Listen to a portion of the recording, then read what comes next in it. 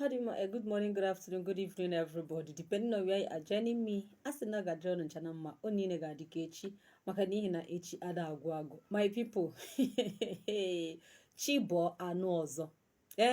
Chi kwuru ha anụ ọtọfo, ana anụ ọzọ. Ụlọ si na gịnị ka mmadụ ji isi kote ebe semana ekpa nọ. Semana ekpa si na gịnị bụ problem ya biko nụ. Ọkwa 2023 na-achọ ọgwụgwọ fọzi how many days to enter 2024. Semana ekpa enwetebe Biafra. Omego Biafra struggle abandon. Omego Biafra restoration abandon. He is no longer getting Biafra 2022 2023.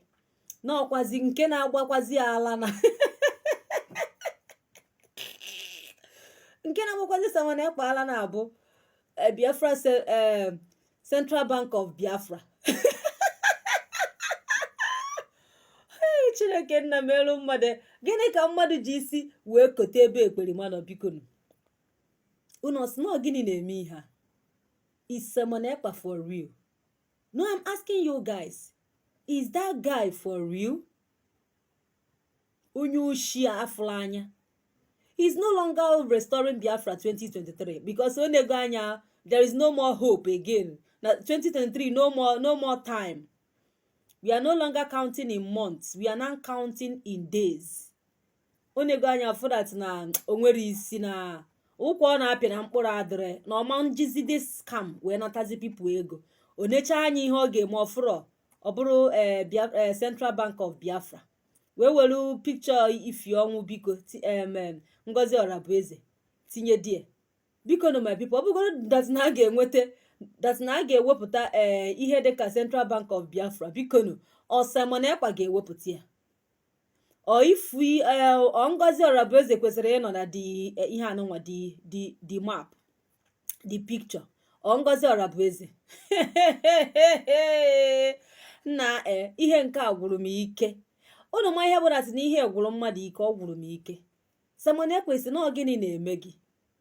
Isi na ihe a na-eme gị that na gịnị ka ọ bụ?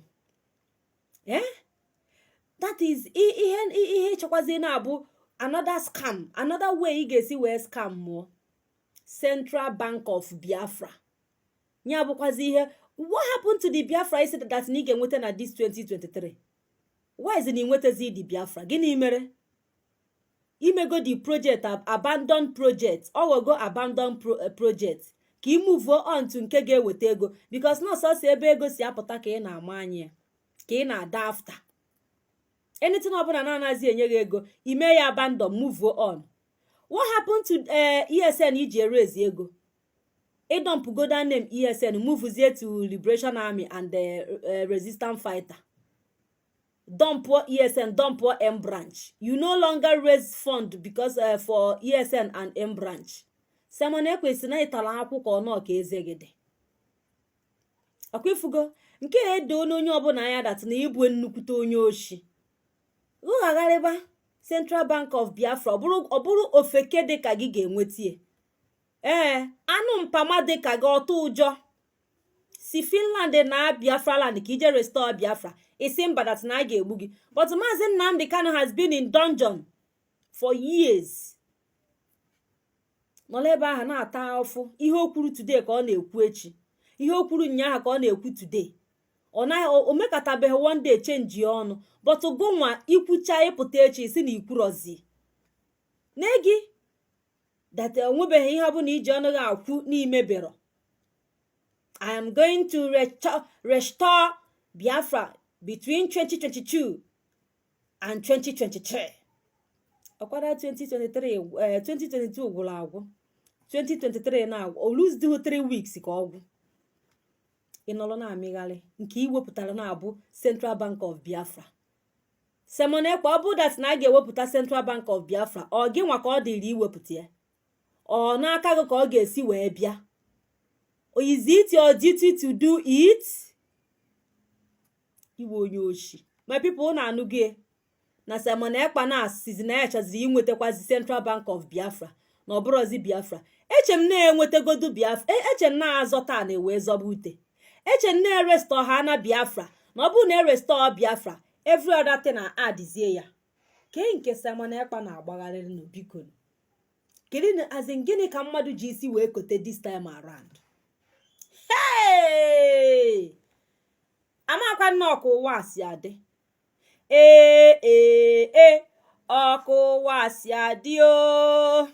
Egwu ekperi ma tugbuo nemo ama ndị a na-eze o. Hey! Simon Ekpa ịbụ onye oshi. Nya nke a bụkwazi nke na-ewuri gị na. My people na agwara m anụrọ m ya kịta ka nna anụ ya. Na I just dey hear am. Simon Ekpa nya Central Bank of Biafra ga-esi n'aka gị wee bịa. Nke iji bụrụ onye. Gịnị bụ that your surname again?